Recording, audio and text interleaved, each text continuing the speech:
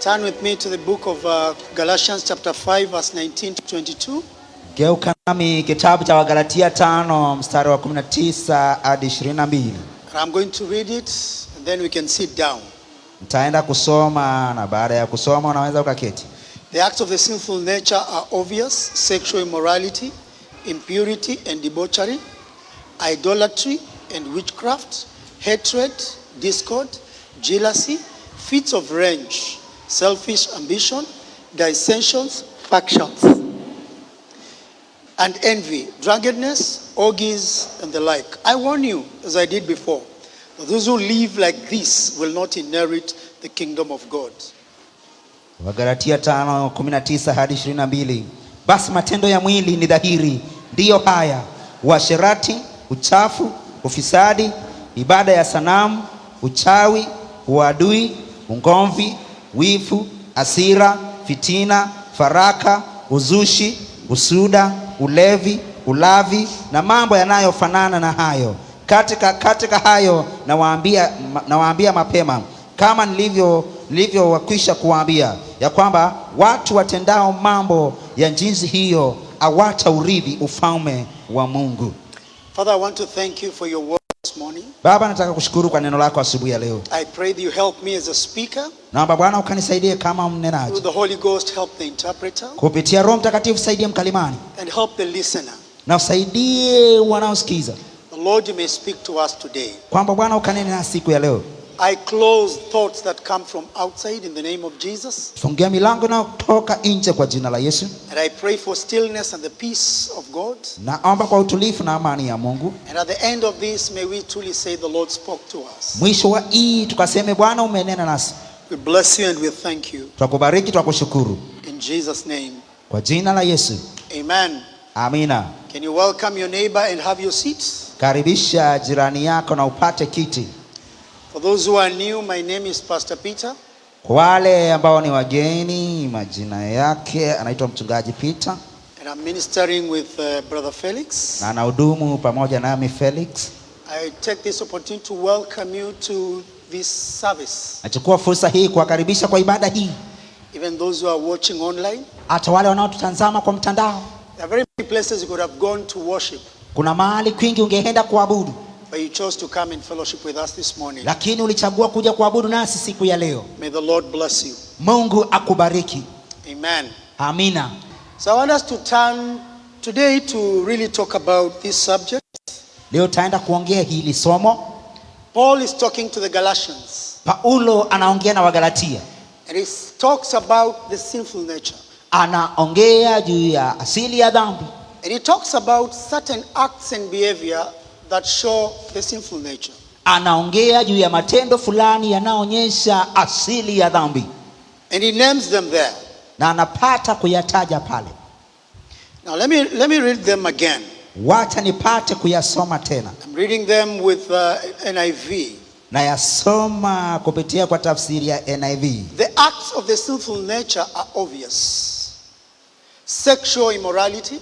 King James Version will divide that word into two, which is adultery and fornication, impurity and debauchery, idolatry and witchcraft, hatred, discord, jealousy, fits of rage, selfish ambition, dissensions, factions, and envy. You know, there's jealousy and there's envy. Drunkenness, orgies, and the like. I warn you, as I did before, that those who live like this will not inherit the kingdom of God.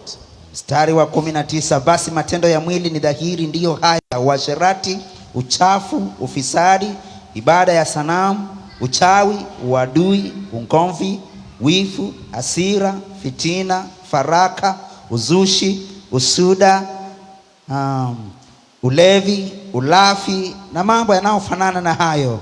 Katika hayo nawaambieni mapema, kama nilivyokwisha kuwaambia, ya kwamba watu watendao mambo ya jinsi hiyo hawataurithi ufalme wa Mungu. So through these scriptures, kupitia kwa maandiko haya, you can judge yourself. Unaweza jihukumu mwenyewe. And know whether you're living according to the sinful nature or you're living according to the Spirit. Na ujue kama unaishi katika asili ya dhambi ama unaishi katika roho. This sinful nature is what Jesus found you before you were born again. Hii asili ya dhambi ni ile Yesu aliyokupata ndani yake kabla hujaokoka. It is a nature that does not please God. Ni asili isiyompendeza Mungu. It is a nature that is an enemy of God. Ni asili ambayo ni adui wa Mungu. And when the Bible says, unless a man be born again, he cannot see the kingdom of heaven. Wakati Biblia inasema isipokuwa mtu amezaliwa mara ya pili hawezi akaona ufalme wa Mungu. We are saying that these are the things that died in you when Christ came. Tunasema haya ni mambo aliyokufa ndani yako Kristo alipokuja. Paul says, crucify the body. Paulo anasema kwamba sulubisha mwili.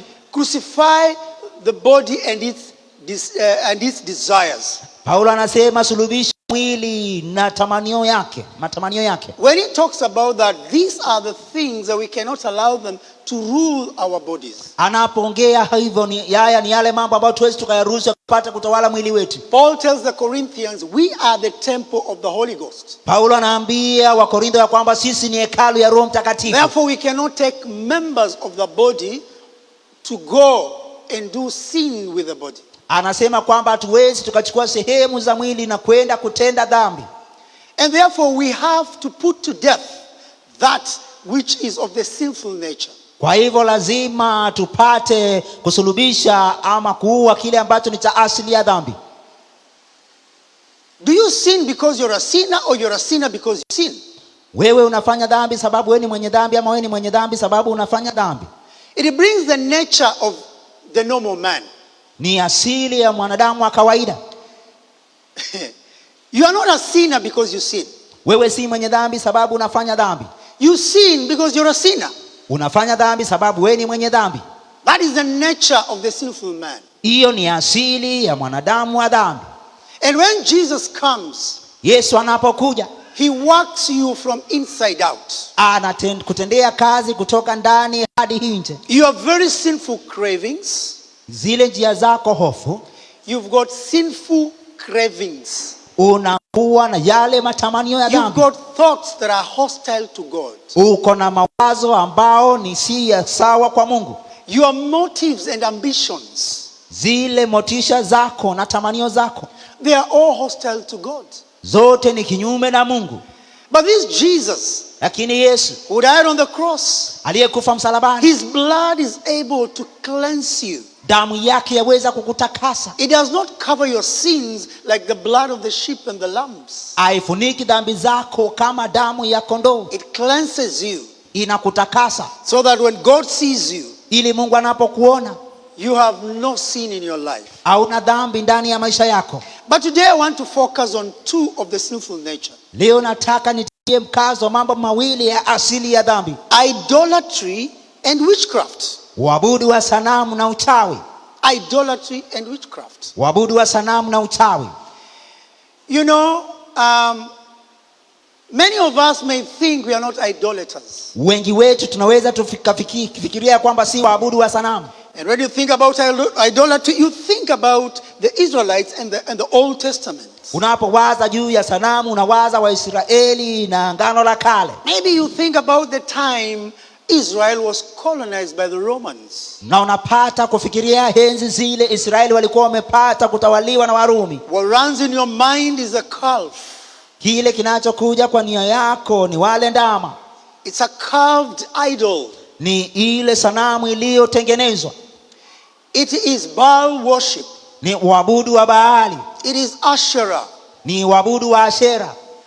But I want to tell you today, lakini nataka nikuambie leo, that idolatry is as real as it were those days. Uabudu wa sanamu ni asili kama vile ulivyokuwa enzi hizo. And witchcraft, na uchawi, which the Bible talks so much about, ambao Biblia inaongea juu yake sana, it is real today. Pia ni halisi leo. It is real today. Ni halisi leo. Do you know sometimes we minister to people? Unajua wakati mwingine tunahudumia watu, and we found them wearing charms. Kupata wamevaa pingu. Irisi, samahani. Thank you. Santeni. We are ministering to people. Tunahudumia watu. They've got very weird behaviors. Wako na wanafanya mambo mabaya. And you find that as you're ministering to them, they have charms. Na unapata ya kwamba unapowahudumia wako na irisi. And I ask them, na wauliza, why do you wear these ones? Kwa nini wafaa hii? They tell you I was given so that dizziness may not, ground me. Alipewa ili Kizunguzungu. Kizunguzungu kisipate kumweka chini.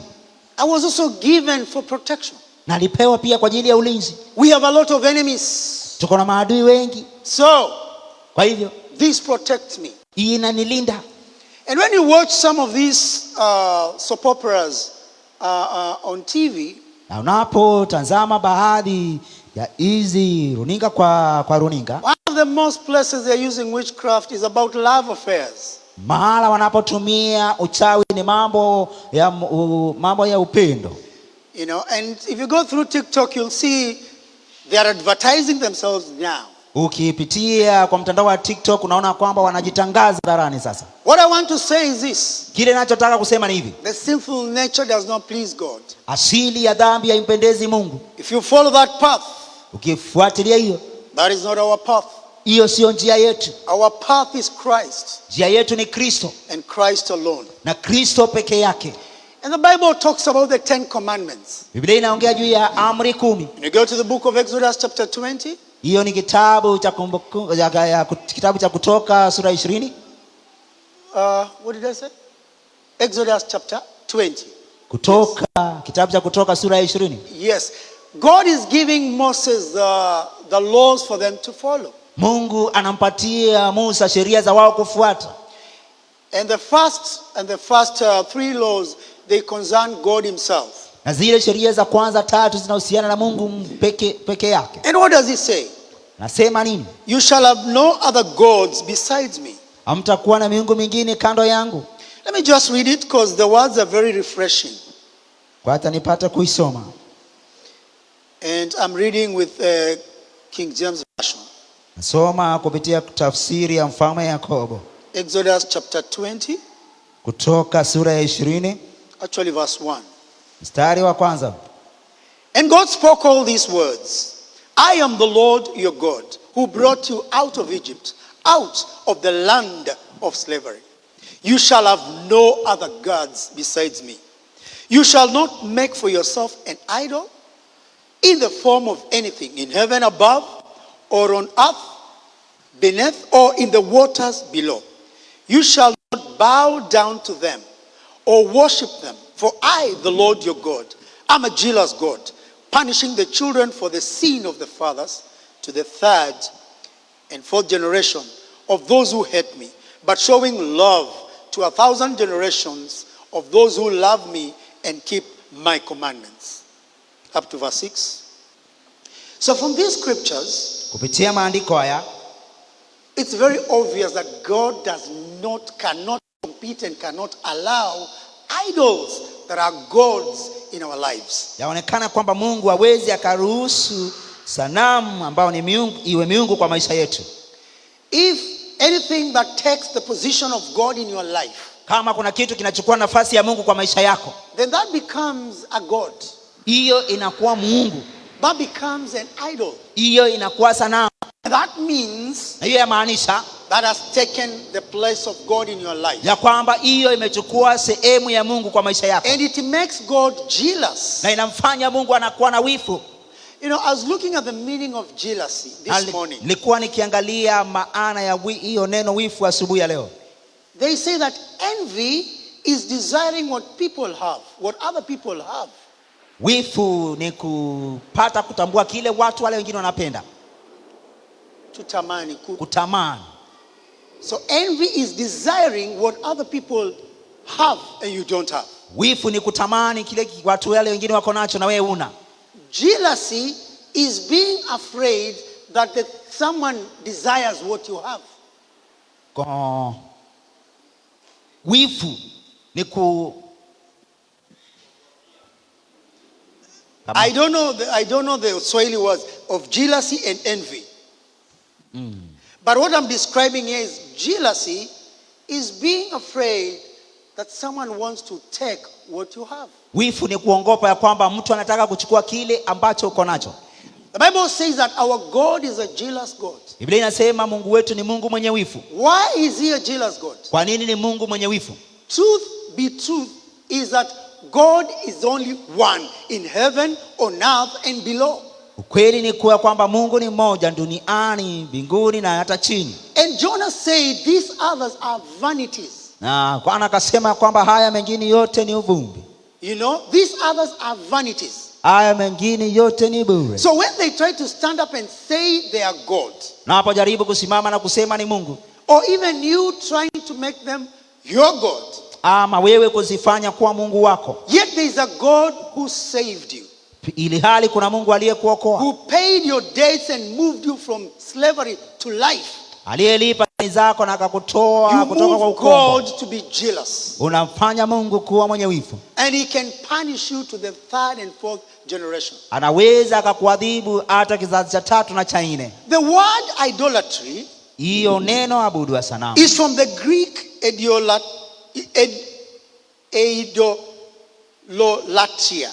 Ni neno la Kigiriki la idolatria. It means the worship of idols. Ambayo inamaanisha uabudu wa sanamu. And it is combined of two words. Na ni muunganisho wa maneno mawili. Eidolon and latria. Neno ya Kigiriki ya idolon na neno latria ya Kigiriki. So eidolon means man-made. Hiyo idoloni inamaanisha iliyotengenezwa na mwanadamu. Man-made idol. Uabudu wa sanamu ama sanamu iliyotengenezwa na mwanadamu. So this is a pagan statue. Hiyo ni kiumbe kiliyotengenezwa. Or an image of a false god. Kiumbe cha Mungu asiye wa kweli. We call them false because they are not gods. Tunaziita zisizo za kweli maana sio Mungu. The true God is the Lord who gave us his word. Mungu wa kweli ni yule aliyetupatia neno lake. He created the heavens and the earth. He created you and me. Aliyeumba mbingu na nchi akakuumba wewe na mimi. And he gave us a way to live. Na akatupatia njia za kuishi. So when we say they are false, they are false. Tunaposema ya kwamba ni za uongo, ni za uongo. And these were forbidden even in the Old Testament. Na hizi zilikatazwa hata Agano la Kale. The second word, neno hilo la pili kwa latria. Latria. It means to serve. Yamaanisha kutumika. To serve. Kutumika. So this man-made idol that you've created, iko na hii sanamu iliyotengenezwa na mwanadamu. That's the first part of idol worship. Ambao ni sehemu ya kwanza ya uabudu wa sanamu. Then there's the second part that you serve that idol. Na kuna hii sehemu ya pili ya latria ambao unatumikia huo Mungu. Very good example is me. Mfano mzuri ni mimi. And maybe you minister in this church. Pengine unahudumu kwa kanisa hili. Whatever you're doing in this church as a minister, chochote unachofanya kanisani hili kama mhudumu, it means you are serving God. Inamaanisha kwamba unamtumikia Mungu. You wake up, you do things because you are serving God. Unaamka unafanya mambo maana unamtumikia Mungu. I have seen the effort and the hours the musicians put in order to give us very good music. Nimeona juhudi na kazi wanamuziki wanaweka ili watupatie muziki mzuri. Every day they're in church. Kila siku wako kanisani. Yesterday they were in church. Jana walikuwa kanisani. Friday they were in church. Jumaa walikuwa kanisani. Thursday they were in church. Alhamisi walikuwa kanisani. Wednesday they were in church. Jumatano walikuwa kanisani. Tuesday they were in church. Jumanne walikuwa kanisani. Monday they were in church. Jumatatu walikuwa kanisani. And the instrumentalists even work a bit longer. Na wapiga vyombo wanafanya hata masaa mengi. They are serving God. Wanamtumikia Mungu. I am serving God. Mimi pia namtumikia Mungu. So there is the element of making the idol. Kuna kile kipengele cha kutengeneza sanamu. And then there is the serving that God. Na kuna ile kipengele cha kutumikia hiyo. So when you talk about an idol, it is a man-made thing. Tunapoongea juu ya sanamu ni kitu kilichotengenezwa na wanadamu. What are some of the idols we see? Ni baadhi ya sanamu zipi tunazoziona? Famous people in the Hollywood. Watu wenye sifa. People who act even within Kenya. Watu wanaotumbuiza. Money. Pesa. Money. Pesa. I saw some people are taking videos in Nairobi and they were asking people, can I want to tell you something to do. If you're willing to do it, I'm going to give you money. And they said they will do it. And they were doing it. I think I didn't get the clip, but it's there. People can do things for the sake of money. Naliona watu Nairobi walikuwa wakichukua video na wauliza wanawaambia watu ukifanya kile ninachokuambia nitaenda kukupatia pesa, na watu wakafanya wakapata pesa. Others are people that that you adore them. Wengine ni watu na waabudu. I have seen some children adore their parents to the point that they can leave Christ. Nimeona baadhi ya watoto wakiabudu wazazi wao kiwango hata wanaweza wakaacha wokovu. I have seen some spouses leave Christ because of their spouse. Nimeona baadhi ya wapenzi wakiacha Kristo sababu ya wapenzi wenzao. Some of you, you've certain ambitions. Baadhi yenu mko na shauku fulani. You don't care who you're going to step until you achieve what you want. Haujali ni nani utakaye kubana naye mpaka wafikie kile unachotaka. That becomes an idol in your life. Hiyo inakuwa sanamu kwa maisha yako. The thing that really can push you to disobey God. Kile kitu kinachoweza kukusukuma mpaka kiwango cha kutotii Mungu. Deliberately. Kwa kumaanisha. Over and over and over again. Mara kwa mara na kwa mara. That is an idol. Hiyo ni sanamu. How many of you were told by your spouses or your fiancé, don't go to church? Wangapi wenu mlioambiwa na mpenzi wako usiende kanisani? Some of you young people, when you're going to get married, you get a lady or a guy and he tells you, no, if you want to marry me, get out of church. Baadhi ya vijana mnaotaka kuoa unakutana na mchumba na anakuambia la, kama wataka ni kuoe ama tuoane, toka kanisani. So it means that you've made that person in your heart. Yamaanisha kwamba huyo mtu umemfanya moyoni mwako. And in your mind you serve him. Na kwa nia yako wamtumikia. Even emotionally. Hata kihisia. Not just with actions, but emotionally and mentally. Si kwa matendo tu bali kwa hisia na kwa nia. And therefore I want to speak to you this morning. Kwa hivyo nataka kunena nanyi asubuhi ya leo. You have to take a stock of your heart and your mind. Lazima ukapate kutazama moyo wako na nia yako. And the Bible talks about the mind and the heart. Biblia inaongea juu ya nia na moyo. The mind is a seat of thoughts. Nia ni mahala panapokalia mawazo. And the heart is a seat of emotions. Moyo ni pale hisia zinapokaa. Whoever controls those two, yeyote anayetawala hizo mbili, then has got a spell on you. Ako na uweza wa juu yako. He has controlled you. Amekutawala. Because emotions are energy in motion. Maana hisia ni hisia ziko na nguvu. And when your thoughts focus on something, na wakati mawazo yako yanapotazamia kitu, then the emotions come in. Hisia zinaingilia. And this give you the energy to do what you thought. Na hiyo inakupatia nguvu ama huo msukumo wa kufanya kile ulichowaza. So it is important for you to realize. Ni muhimu kwako kutambua. Do you have an idol in your life or not? Je, uko na sanamu maisha mwako ama hauna? You can come to church. Unaweza kuja kanisani. You can sing and dance. Unaweza ukaimba na ukacheza. But you very well know.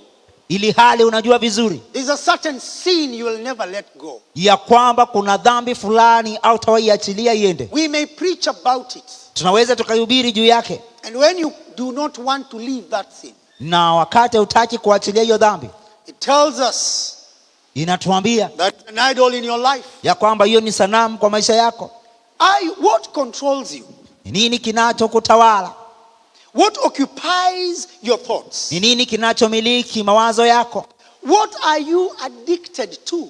Ni nini ambacho umepata kuathiriwa kwa kufanya? What makes you disobey God? Ni nini kinachokufanya usimtii Mungu? What is this you fear most? Ni nini hii ambayo unaogopa sana? Do you rely on horoscope? Stars. Je, unapata kutegemea wale wanaosoma nyota? Isaiah warned those people who created the stars.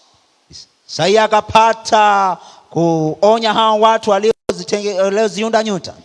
Now if you're not aware, there are people who read stars and they tell you what will happen in your life. Kama hauna habari, kuna watu wanasoma nyota na kukuambia kile kinachotendeka maishani mwako. And there are people who pay so much money and they're in leadership to make sure they are given their personalized stars to speak every morning.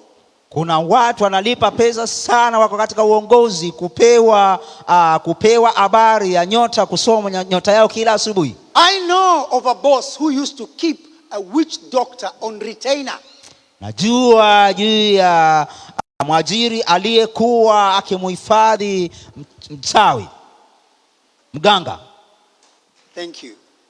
Why? For consultation. Kwani ili apate kushauri. For consultation. Kwa kumshauri. For consultation. Kwa kushauri. This is coming. What do I do? Hii inakuja, nifanye nini? And every month he has to pay money on a monthly basis. Na kila mwezi lazima amlipe pesa. That was an idol. Hiyo ilikuwa sanamu. And one day we clashed. Siku moja tukapitana. He wanted to sack me for no reason. Alikuwa anataka kunifuta pasipo sababu. He wrote a letter. Kaandika barua. I was given. Nikapewa.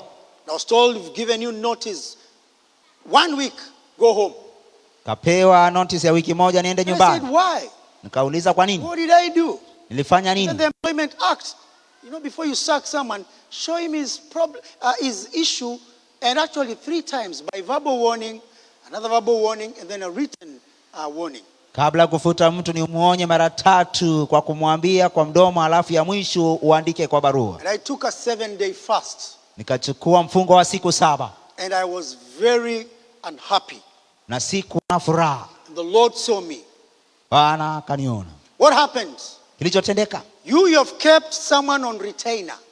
Wewe umepata kuhifadhi mtu. You have to pay for your protection and guiding. Lazima ulipe kwa ajili ya ulinzi wako. I can access the Lord anytime 24/7. Naweza nikamwendea Bwana masaa yote 24 kwa siku 7 za juma. Gentleman I was just found, he was taken to the hospital. Nikapata huyo mtu amepelekwa hospitali. And from that time he never joked with me again.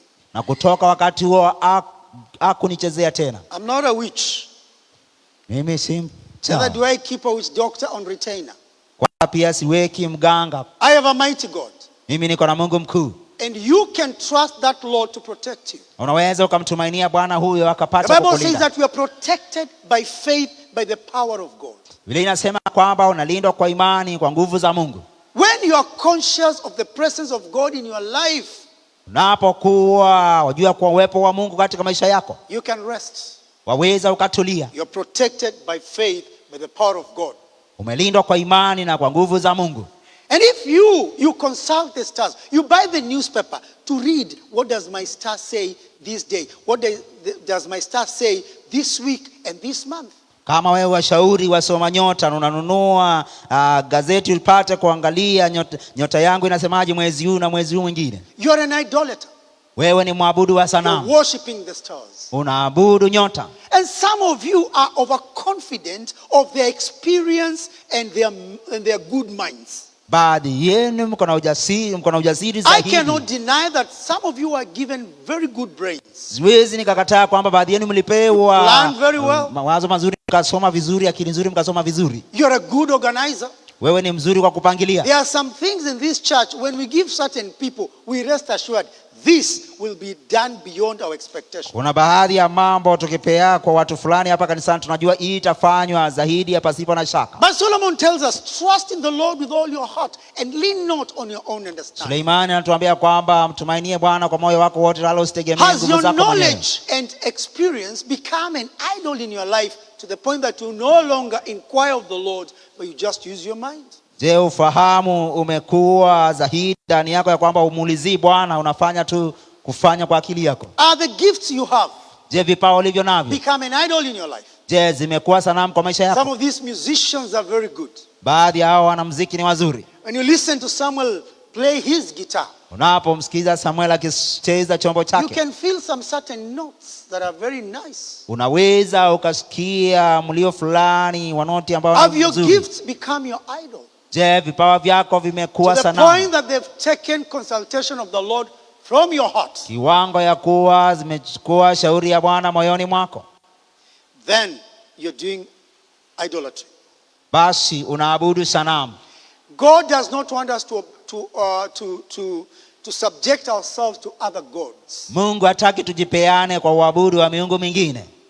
And therefore you can be able, through this, you can look in your heart and know the idols you've created and the way you're serving them. Kwa hivyo kwa kupitia hii unaweza ukaangalia moyoni mwako zile sanamu umejitengenezea na vile umevyoviabudu. If you go through the social media right now, Ukipitia kwa mtandao sasa, there's something that has come up. It's called self-love. kuna kile kitu ambacho kimetokezea ama kimekuja, inaitwa ni upendo wa kujipenda. That was in a training and I asked people, what does this mean? They say kupiga moyo, kupigia mwili pole. Nilikuwa kwa mafundisho fulani nikauliza inamaanishaje, wakaniambia hivyo, kupigia mwili pole. Self love. Hiyo ya kujipigia mwili. To the point they are so egocentric and selfish. Kiasi ya kuwa ni ya kibinafsi. Because when you go with that kind of self love, maana ukienda na hiyo aina ya kupigia mwili you want to pole, pamper yourself. Wataka tu kujipamba mwenyewe. And I've heard some of my friends tell me, Peter, I love myself. Nimesikia baadhi ya marafiki zangu wakiniambia, Peter, ninajipenda mwenyewe. They say I've worked hard. Na wanajifanyia haki, wanasema nimefanya kazi kwa bidii. Sijasema kwamba usipate kujipigia. Where do you draw the line? Ni wapi unatofautisha wapi? Of self love. Ya kujipenda mwenyewe. Tell me. Niambie.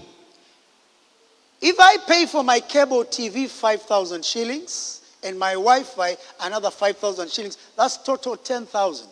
Kama nalipia runinga yangu na Wi-Fi 10,000. And then your parent calls you, she's in need of money. Na mzazi wako anakupigia simu, anahitaji pesa. And then you say, I don't have money. The money I have is to pay for my Wi-Fi and my cable TV. Unasema sina pesa, ile pesa niko nayo ni ya kulipia cable ya runinga yangu na Wi-Fi. Because of self-love. Sababu ya kujipenda mwenyewe. That's your parents. Kwa ni mzazi wako. Where do you draw the line with self-love? Ni wapi unatofautisha uko kujipenda kwako mwenyewe? And the second one is witchcraft. Ya pili ni uchawi. Witchcraft is a practice of magic and sorcery to positively or negatively influence a situation or a person. Uchawi ni ile hali ya kufanya kifumba macho kwa kuadhiri mtu kwa njia ya sawa ama isiyo sawa ama kitu. So it's a practice. Ni utendakazi. Using magic and sorcery to positively or negatively influence a person or a situation. Kutumia kifumba macho kwa uchawi kwa kuadhiri mtu kwa njia sawa ama ya kinyume ama kitu. And now I understand why you see Professor Piga Ramli love, love. Naelewa kwa nini unaona Professor wa Piga Ramli. You've seen signboard saying that I cure love, I cure cases, I bring back someone who went away. If your lover has gone, I can draw back that person. Umeona hizo vibao vinasema ya kwamba napata kutetua kesi, naponya baadhi ya mambo, kama mtu alipotea naweza nikamrudisha. Hizo vibao. That means when you go to that person, yamaanisha ukienda kwa huyo mtu and you want our daktari, unataka daktari wetu, you go, you take the name, unachukua, unapeleka jina yake. I'm told they do things and Lynette becomes yours. Atajipata amejigonga na wewe. Amen. That's it. Hiyo. Yeah. You want a husband? Unataka mume? You go and get the love charm. Unaenda unapata irisi ya upendo. You want people to always think about you. Unataka tu watu kila mara wanakuwaza. Witchcraft is a tradition or religion that involves the practice of witchcraft. Uchawi ni utendea kazi na waabudu mambo ya uganga. And let me elaborate some of these words. Wacha nipate kufafanua baadhi ya haya maneno. I know Swahili is not rich like English, but you can try to see how you're going to do it. Magic is a use of means such as charms and spells believed to have supernatural power over natural forces. Kifumba macho ni kutumia baadhi ya irisi ama baadhi ya mambo yasiyo ya sawa. It is the extraordinary power or influence seemingly from a supernatural source. Ni uathiri usio wa kawaida kwa nguvu kutoka kwa nguvu zisizo za kawaida. And when you look in the Bible stories, unapoangalia kwa hadithi za Biblia, when Nebuchadnezzar was faced with challenging issues, Nebuchadnezzar alipokabiliwa na mambo yenye changamoto, he demanded the wise men, the sorcerers, the magicians and the wizards to appear to give him guidance. Alitaka wale watu wenye hekima, wale ambao wanaosoma nyota wote wakapata kuungana wampatie ushauri. And I thought this is not there anymore. Nikawaza hiyo haiko tena. I was watching a video this week. Nakuwa nikitazama video fulani This juma hili. man was saying in TikTok, no, it was on Facebook. Ilikuwa kwa mtandao wa Facebook. If you go to Mombasa, a place called Mwembe Kuku, Kienda Mombasa mahala panapoitwa Mwembe Kuku. there's a place where old men sit. Kuna mahala ambapo wazee wanakaa. And they've got genies. Genies. Wenye majini. Majini. Majini. And they will ask you, which one do you want? Wanakuuliza unataka ipi? Because you can buy them. Maana unaweza nunua. You can actually buy them and pay by M-Pesa. Unaweza ukanunua na ukalipa na M-Pesa. And the type of genie you choose, aina ya jini unaochagua, will give you wealth and some other things. Itakupatia utajiri na vitu vingine. One will say, I want riches. And then if it demands that, I'll give you riches, but you have to be in dirty places. You have to wear a dirty look, dirty, live in a dirty house. That's its demands. Mwingine atasema nataka jini ya utajiri, na hiyo jini ikitamani uishi mahali pako na uchafu, ufae nguo uchafu, hiyo ndio matamanio yake. Another one says, I will give you wealth, but I need a golden seat. Mwingine anasema sitakupatia utajiri lakini nahitaji, I'll give you wealth, but I also want a golden seat. Nitakupatia utajiri lakini nataka dhahabu. Umeipata? Bado. Nataka utajiri na unipe kiti ya dhahabu. Asante. And I didn't know it was that easy. Sikujua kama ilikuwa rahisi jinsi hiyo. But I went to TikTok. Nikaenda kwa TikTok. And TikTok, is ndio yenyewe. From England to USA. Kutoka Uingereza mpaka Amerika. To Kenya. Hadi Kenya. Tanzania is a showstopper. Tanzania is a showstopper. Hapo ndipo exactly penyewe. And they tell you what to do. Watakuambia kile cha kufanya. I like to play because they are not able to show here. I want to play some things on TikTok and just listen. Listen and tell me, if you're thinking that this thing is far away, it's just here with us. Taka nikuchezee kitu kwa TikTok na usikize, uniambie hizi vitu kama unaweza ziko mbali ziko karibu. And it is presented in such a nice way, it is very alluring. Inaletwa kwa njia inayopendeza ya kwamba inapata kukutamanisha.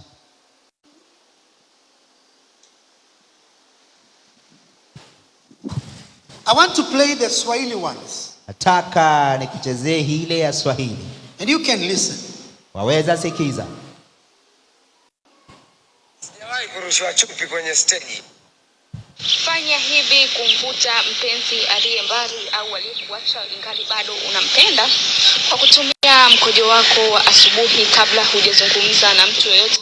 Sijawahi Fanya hivi kumvuta mpenzi aliye mbali au aliyekuacha ingali bado unampenda kwa kutumia mkojo wako wa asubuhi kabla hujazungumza na mtu yoyote au kula chochote. Utamvuta mpenzi aliyekuacha na atakurudia ndani ya siku 7. Kinachohitajika, utahitajika kuwa na mkojo wa asubuhi, na pia utaandika jina lake mara 7 kwenye hii karatasi na utaidumbukiza humu kwa manuizi maalum siku ya Alhamis, na atakurudia haraka na atakupenda na kukupa kila unachokihitaji. Kama formula ya kumvuta nani? Mpenzi. Another one. Stop spending a lot of money to. Kwa wale waliosumbuliwa na mapenzi, kitunguu hichi ni limbwata kubwa sana ya kukurudishia mume wako kwa muda wa siku 3 tu. Hii dawa imesaidia watu wengi sana. Share, like and comment, bila kusahau kufollow kupata zingine video kama hizi. Matumizi yake, utachukua kitunguu, utanunua sindano, utachukua pia na mkaa. Utawasha moto, unachukua kitunguu, unakichomeka sindano, huku ukiweka manuizi kwa kumtaja mwanaume au mwanamke ambaye unakusudia arudi kama ameshakukimbia. Si mimi, msije kuambia Pastor Kioko ilikuwa ni mimi. Yeah? Another one.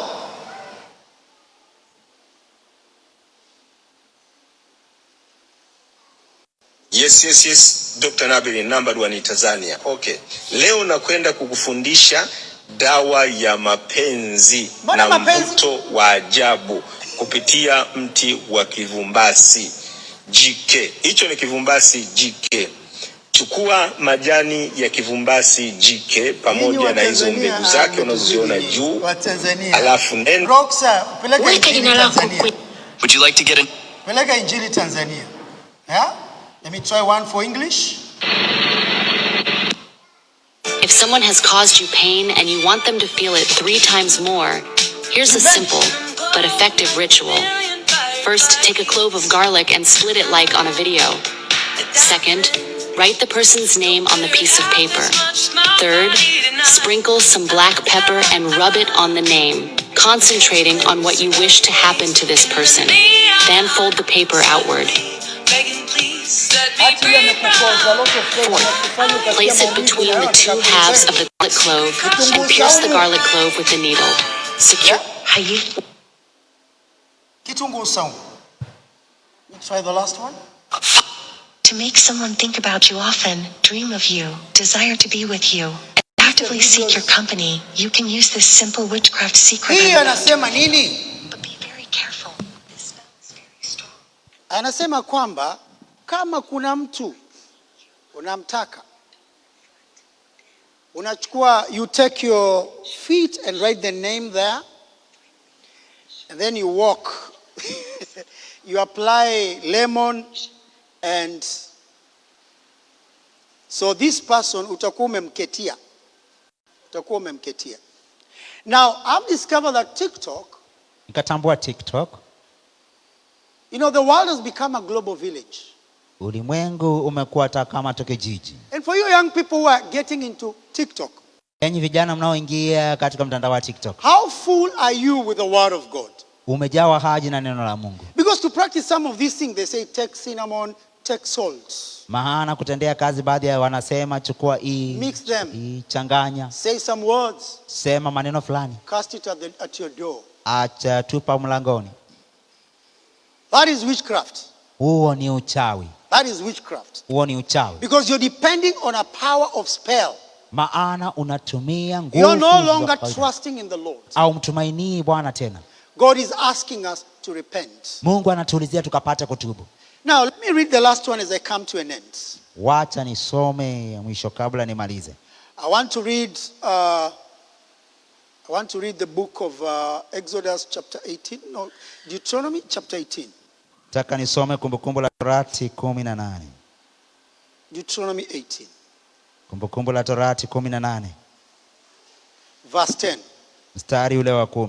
So that in case you are here, ili kama uko hapa and you are a sorcerer, na wewe ni mchawi, or a magician, ama mwenye or you practice divination, ama unatendea kazi uchawi. I want you to listen to these words. Wahitaji tukusikiza haya maneno. God is telling the Israelites. Mungu anawaambia Waisraeli. Deuteronomy chapter 18 verse 10 kuendelea. Kumbukumbu la Torati sura ya 18 mstari wa 10. Let no one be found among you who sacrifices his son or daughter in the fire, who practices divination or sorcery, interprets omens and engages in witchcraft, or casts spells, or who is a medium or a spiritist, or who consults the dead. They consult the dead. And in my community, this has been happening a lot. The dead become consultants for the living.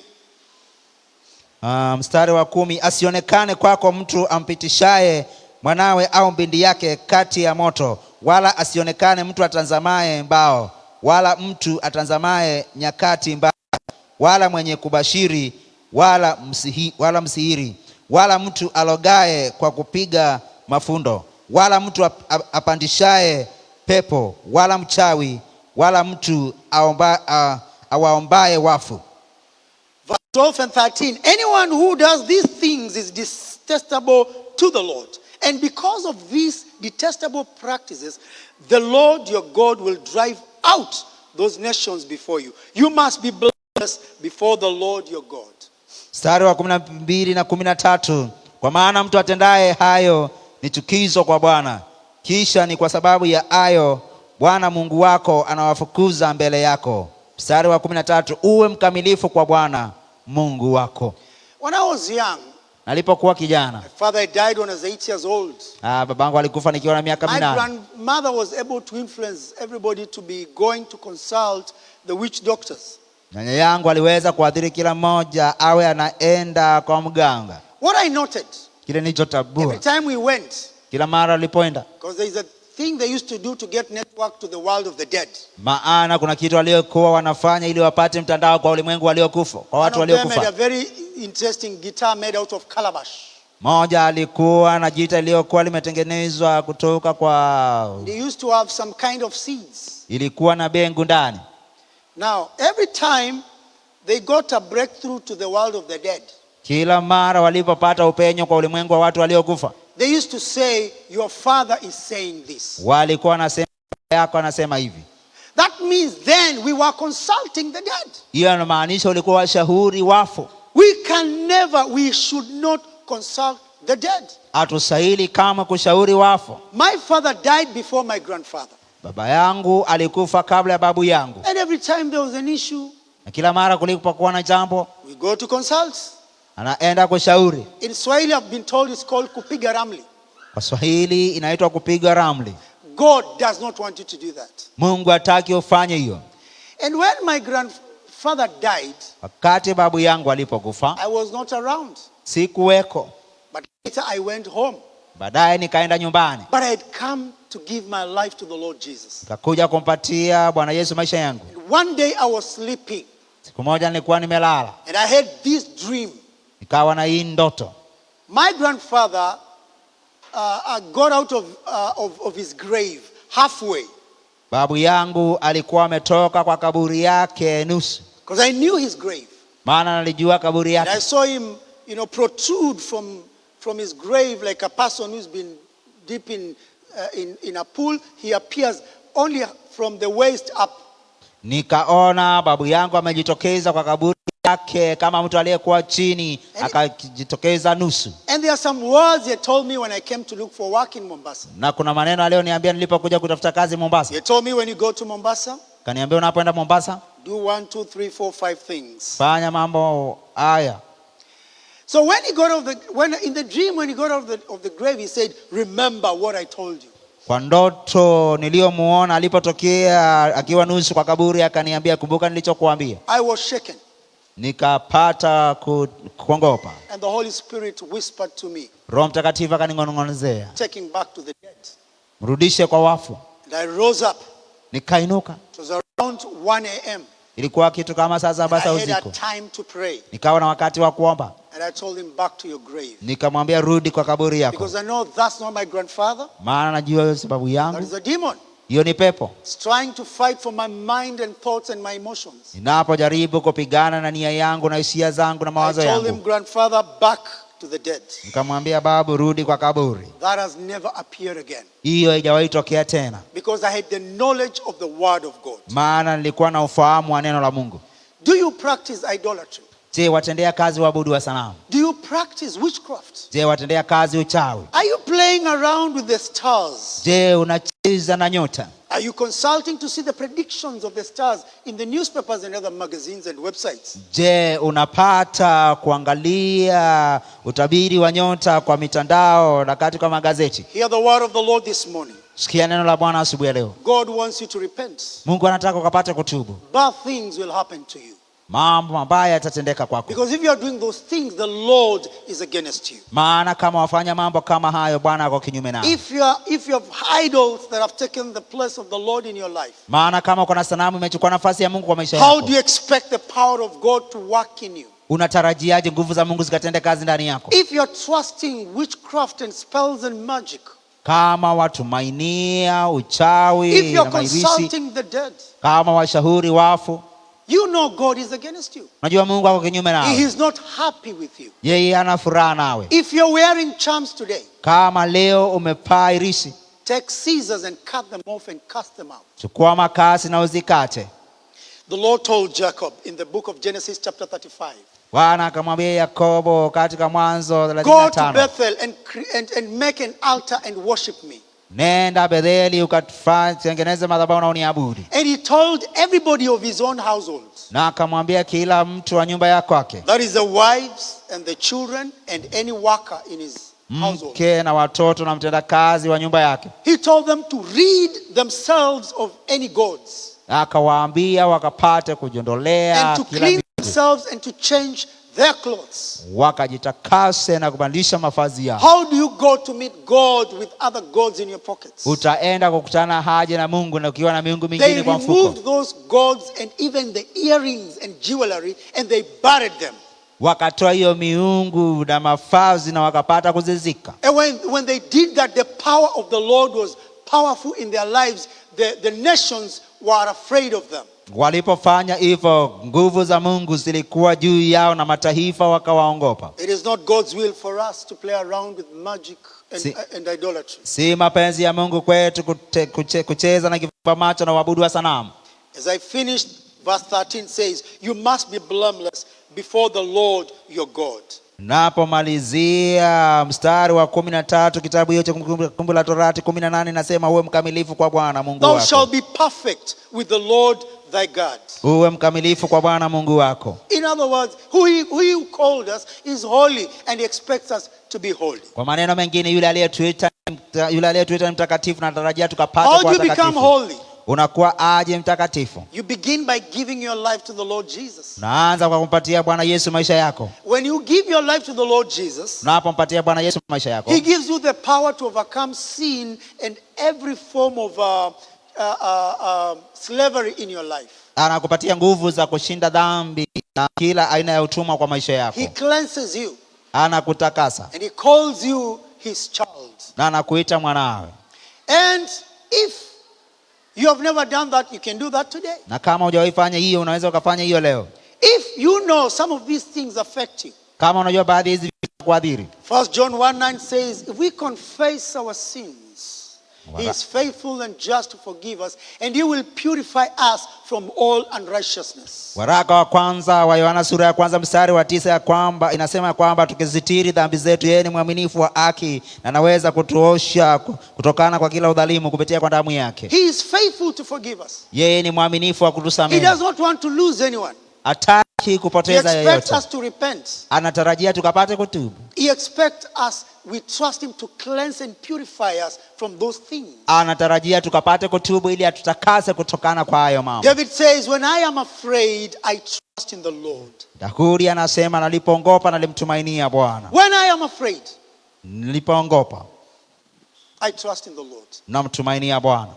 When did you go to the idols? Is it the time you are so afraid like Saul? Lini ulipoenda kwa sanamu? Kila mara unapokuwa unaogopa kama Sauli. The thing you fear most will drive you into witchcraft and idolatry. Yale mambo unaogopa sana yatakupeleka kwa uabudu wa sanamu na uchawi. Fear the Lord and set him apart in your life. Mche Bwana na umche yeye kwa maisha yako.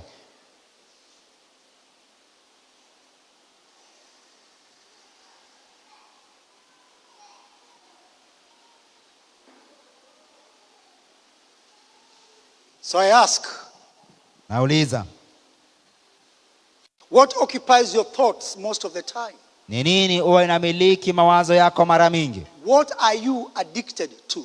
Ni nini ambacho umeadhiriwa kwa kufanya? What is this that makes you disobey God over and over and over again? Ni nini hiyo ambayo inakufanya usipate kumtii Mungu mara kwa mara? What do you fear most? Ni nini unachoogopa sana? Do you rely on stars to predict what your day or week or life shall be? Je, unatazamia ama unategemea watabiri nyota na wasomi nyota kuangazia juma lako na mwezi wako utakuwaje? Whom do you serve? Nani unayetumikia? Do things possess you instead of you possessing them? Je, wewe unamiliki vitu ama vitu vinakumiliki ama unazimiliki? I leave that to you. Na kuachia hiyo kwako. To soul search. Ukapate kutafuta. Let's stand up. Wacha tusimame. Hallelujah. Hallelujah.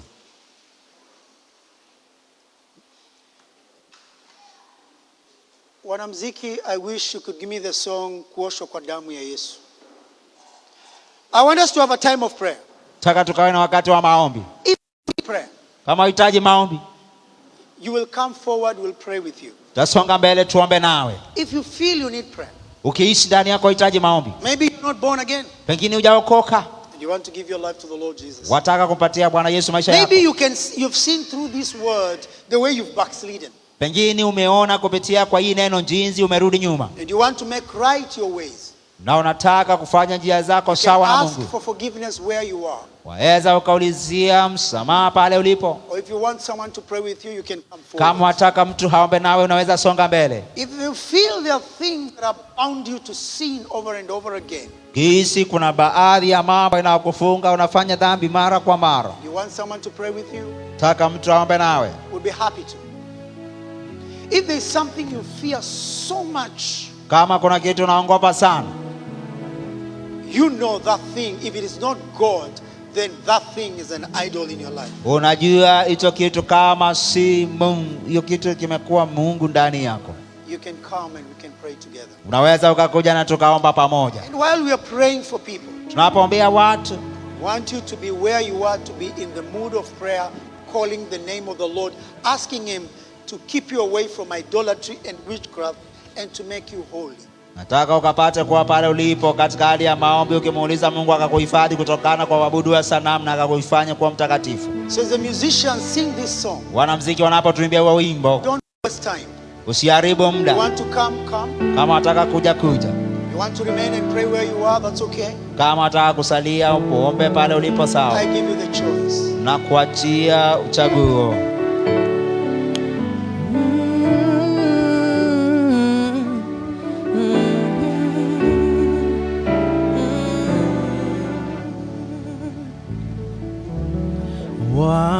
Wamwendea Yesu kwa kusafiwa na kuoshwa kwa damu ya kondoo. Thank you, Jesus. Ziwe safi nguo nyeupe mno, umeoshwa kwa damu ya kondoo. Kuoshwa kwa damu itutakasayo.